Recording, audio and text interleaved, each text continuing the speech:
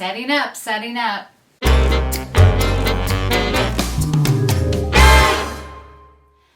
Hey fabulous fiber friends, welcome to my YouTube channel. My name is Karen and I am your host. Let's not talk about the thing, although the thing has made other things necessary.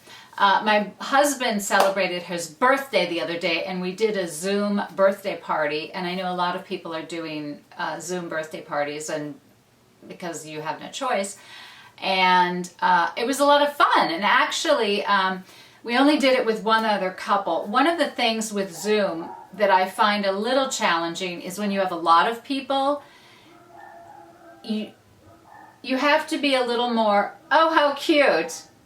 Oh, this mother and daughter, they've got their dog, is pulling the little boy on a skateboard. He's holding on, the dog is running like a sled dog, and the mom is jogging next to him. That's cute. So, one thing about the Zoom is that I find it sometimes a little challenging to know who's talking when. And so if there's a lot of people, you just need to be a little more aware. So for those of you that have not Zoomed yet, if you have quite a few people, you just, I don't know if you want to call it etiquette, but I guess you have to pay attention to who's talking and whatever. And also, if, let's say the phone rings and you need to answer the phone, or right, the family's home and you need to chat with someone.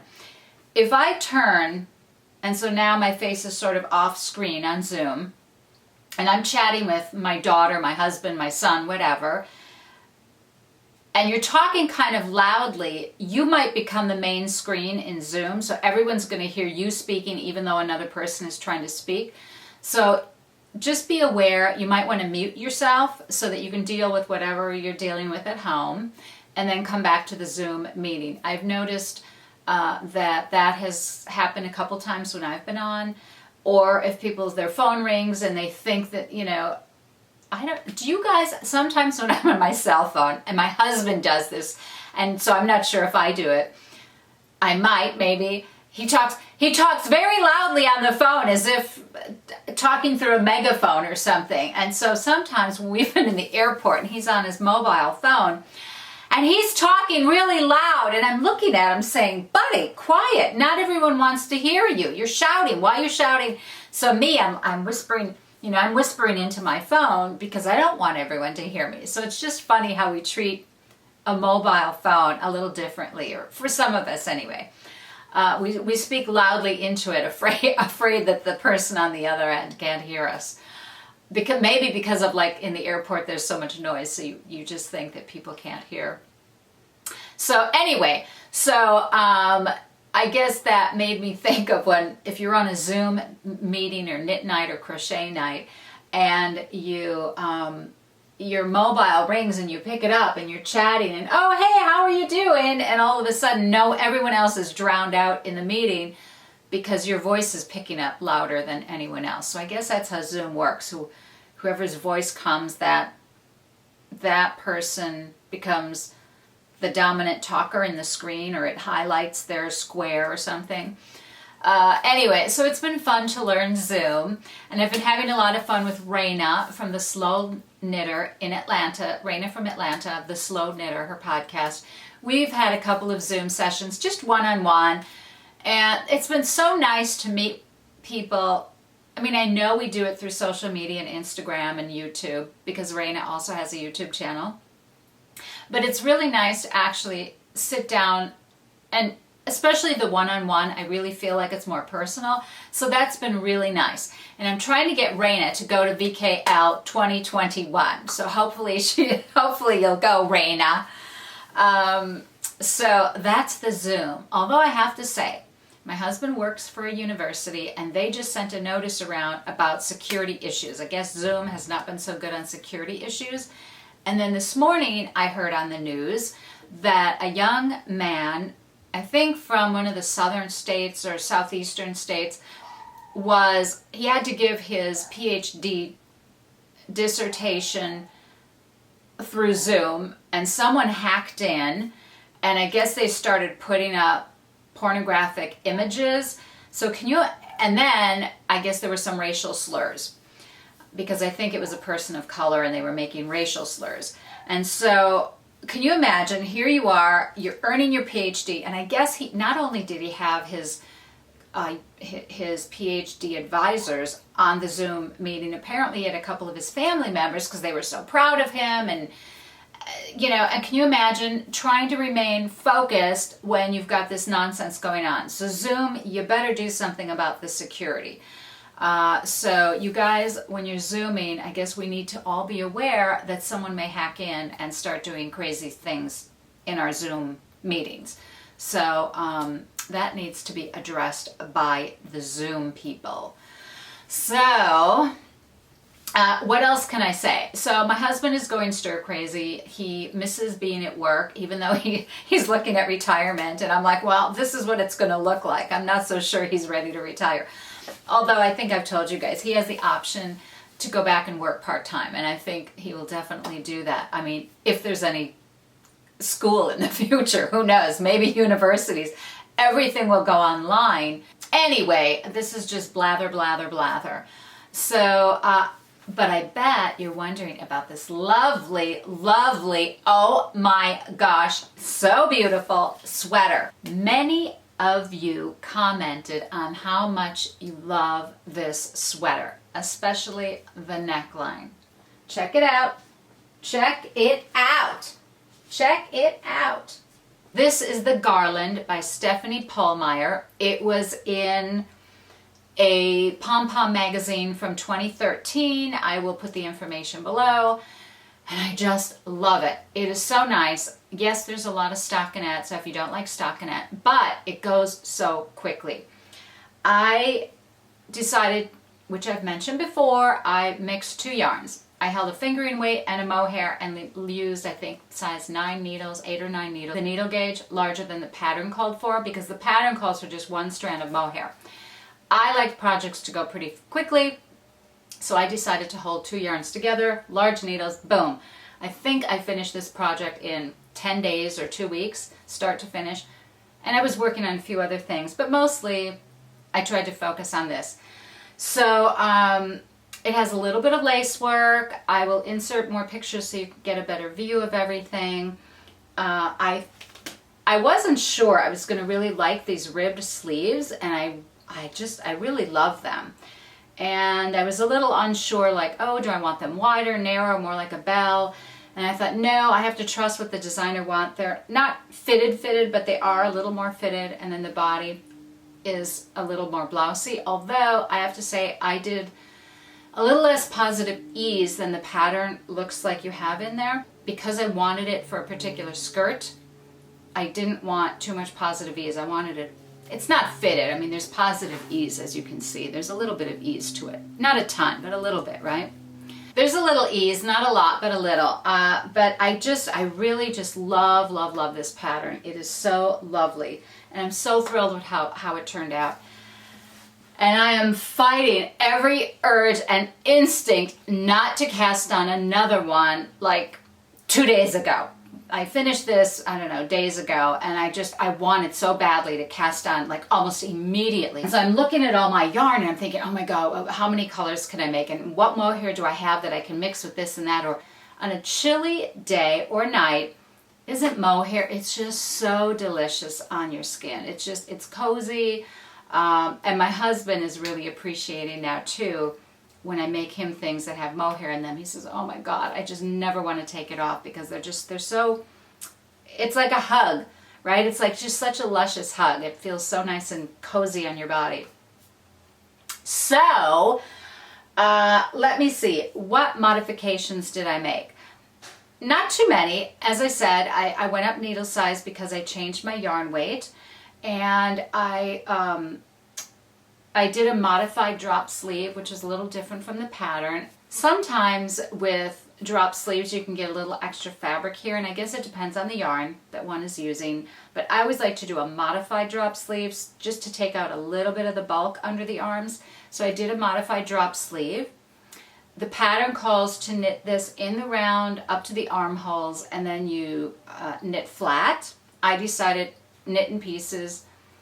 I know You know, I have to say, I never thought I'd really like knitting in the round, and I do for top-down garments. I like knitting in the round, but for bottom-up, I love knitting pieces. I feel somehow I have a little more control over the fit, and so if I notice that I'm maybe a little off gauge or something isn't quite right, I feel like I have a little more control for fixing my problems, or that I don't have to tear back, right? If you have a little problem on the front or back of a garment, whichever you make first, whichever you knit up first, if you see, oh, that isn't quite right, I want to change this, you're not having to rip out the entire thing. So that is one thing I love about knitting flat. But that's not to say I really don't appreciate knitting the round, because I do. Also, what did I do? Oh, so for the neckline, which I just love, there is I think this is a ribbing. The pattern calls for ribbing. And actually, I don't even know that that's how bad I am. I didn't really read all the instructions thoroughly. I just assumed from some of the pictures, I couldn't really notice the ribbing. And I think it's ribbing. And I decided, no, I want stockinette. Or I assumed it was stockinette, so I just knit stockinette. And then I think I went back later and checked, and I said, oh, that's ribbing. It should be whatever. Anyway, mine is stockinette. And then I did, I wanted to turn it under, and then you sew it on the inside. You know, you sew it down. And so I did one purl ridge so that it would fold nicely. And I have to say, oh my gosh, you guys, I'm so in love with this neckline. I'm thinking, oh my gosh, what other sweaters can I make with this neckline? Or probably I will just use this as a guide, and then maybe I'll do other modifications to make other sweaters, because I really love this neckline. I could do one that's a little more off the shoulder. You know, I don't want to stretch this out too much. I could do one maybe that's a little less wide. I could do maybe a shorter neck. I mean, you can do so many things. But now that I know how to do this neckline, I don't think I've ever done a turned-in neckline before. I'm trying to think. I don't think I have. And so I really like the turned-in neckline. It's so nice. And what else? What else? Oh, what's really nice about the turned-in neckline, and because you're tacking, but sewing it down to, that sort of reinforces the neckline too, to help it prevent from, you know, getting too out of shape and stretched out. So I like that. And you guys, I have to tell you a secret. You know how I always do a slip stitch crochet around my hems, my cuffs, my necklines, my hems? Always, because I like that sort of, it gives it a very fresh, finished look. Plus, it helps reinforce all the hems to prevent stretching out. I didn't do it, you guys.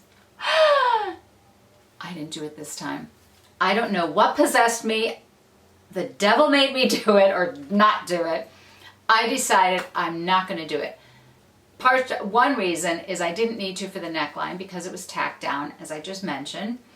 And then I had the yarn, I was ready to do it, and I thought, oh my God, I just can't. I don't know why, but I just couldn't, which is really strange for me because I can always do my slip stitch crochet. So I didn't do it on this. I just wanted to share that with you because you guys know how I love doing that, and I didn't do it on this one. So I have to say, I am just so thrilled with this garment. Did I mention I wasn't sure about the ribbed sleeves? I don't know why. I looked at the pattern and I said, I mean, it was very pretty in the pattern, but I thought, oh, is that me? Am I going to like it? You know, is it my style or taste or something? No, just go with the pattern, do what the pattern says. And I have to say, I just really love these sleeves. It's really nice. And I've never done a full ribbed sleeve before, so it was good for me just to try it out and see how I like it. So yeah, and then you have a little bit of the lace work here that's also at the bottom of the garment. I'll insert a picture so you guys can see the full thing. Because I knit in pieces, the pattern calls for you to knit in the round up to the sleeves, work flat the top, the front and back, the upper part, and then you will sew everything together and then work your sleeves from the shoulder down. Well, of course I didn't do that. So, because I knit in pieces, so I did that. And I could have still, even though I knit the entire front and back in pieces. I could have still sewn up the shoulders, and then worked from the sleeve down. But I prefer to go the other direction, partially to give me a sense. I know you can try on as you go if you're doing that, but I don't know why. I decided to do it all in pieces. I think too, I had concerns about the width of the sleeves and how many stitches to cast on, because I don't do my gauge swatch. I base it on other garments I've made. So I thought if I do the sleeves the bottom up, if I have an issue with sizing or gauge or whatever you want to call it, or if I don't like how wide or narrow the sleeve is coming along, I can always tear it out easily enough and start over. Whereas if I'm up here and then I'm knitting down, and if it doesn't, anyway, so that was my reasoning for doing it that way.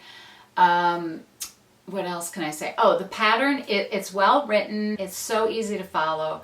I think you guys, oh my gosh, it's a really, really beautiful pattern. And this neckline is so worth knitting the pattern.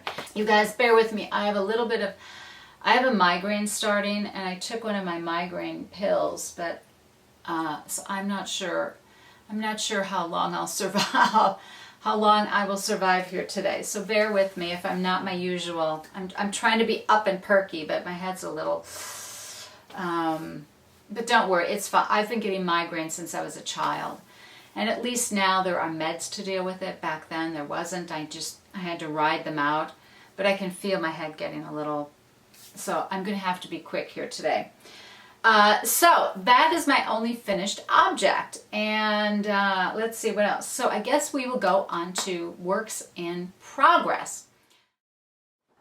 I told you guys that when I was at VKL, I attended a Rowan presentation party, and they gifted me some yarn and a book with some really groovy, fabulously wonderful spring and summer knits. Actually, there might be some crochet. They sent me a couple of books. I think there's crochet in the other books, and what I will do is show you those at another time when I get to those. So for now, I'm going to show you. I received yarn, Creative Linen Yarn by Rowan, and I chose to make, it's called the Longline Cardigan.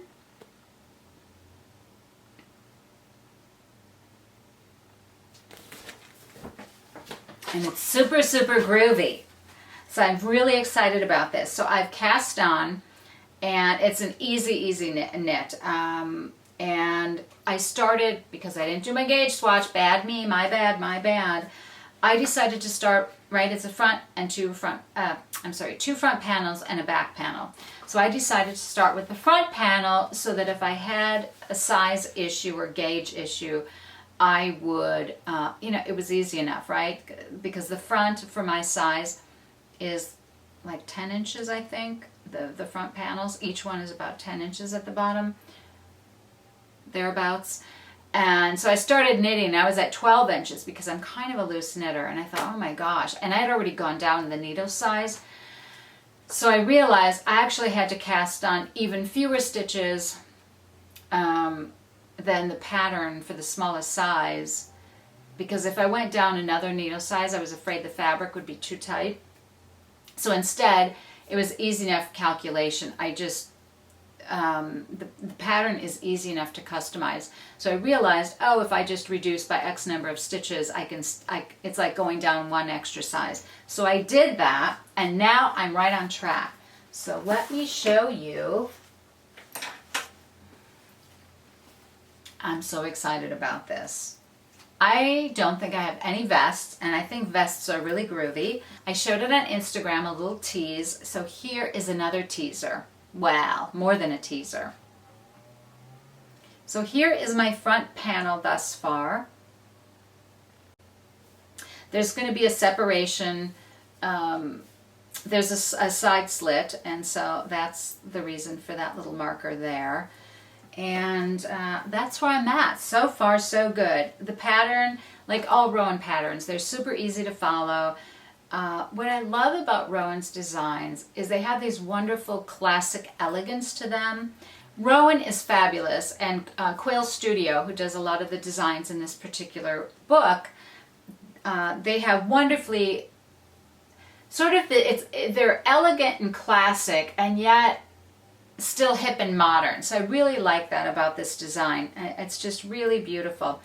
And the pattern, it's nice. You don't have to think much about it. Although I have to say, you guys, I was watching too many YouTube other knitting and crochet podcasters, and my mind goes on autopilot. It's only a 2-row repeat after you do your setup, and somehow I would get so autopilot, and I think your mind is racing along quicker than your fingers, or maybe vice versa.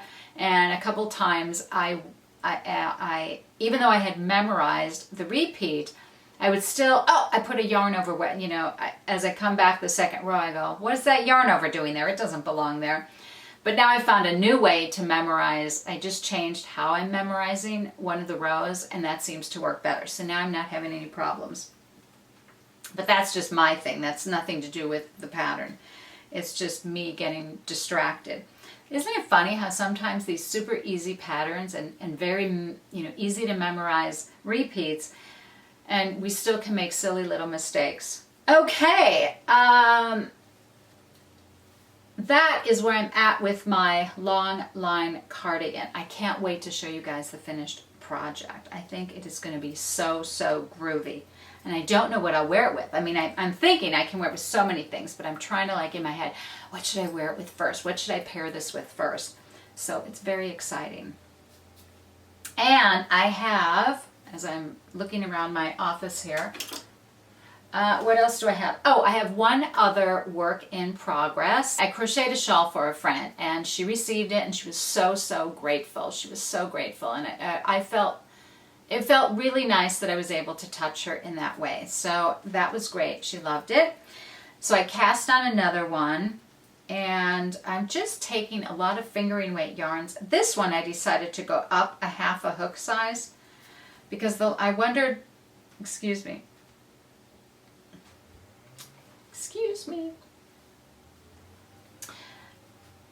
So this version, I've decided to cast on fewer stitches and make it a little narrower, more like a scarf. I guess it could be worn as a thin, you could still wear it as a shawl, but I wanted one that was a little thinner that you could also make more of a scarf version.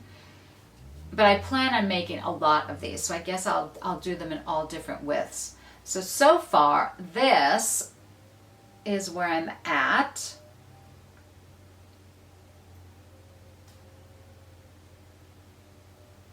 I love this project. It's an easy, super easy pattern to follow. And I love playing with all your leftovers and just mixing and matching, like super speckled with solids, with semi-solids, glitter yarn, sparkly yarn with non-sparkly yarn, and just playing and mixing and matching with colors. So that has been a lot of fun. I'm doing my magic loop. Last time I told you guys that one of my magic loops had come undone when I washed and blocked the garment. And when I block, I do not do heavy pinning and blocking. I smooth it out, and I'm gentle with my garments. And somehow one or two of the magic knots had come undone. So this time, just in case, I'm leaving my tails. I've done the magic knot, but I'm leaving a little bit of a tail just in case I have any issues, that I have enough yarn to weave in the ends. And that, you guys, it's a fast and furious one. As I said, my head is beginning to pound like crazy, so I really would like to end before I start trailing off and not being able to think straight. That is all for today. Again, thank you so much to my new subscribers. I see I have some new subscribers. Thank you to my returning subscribers. Wishing all of you a happy, healthy weekend and the weeks to come. We're going to all be in this together for a few more weeks to go. We will see you next time around. Thanks for watching. Bye!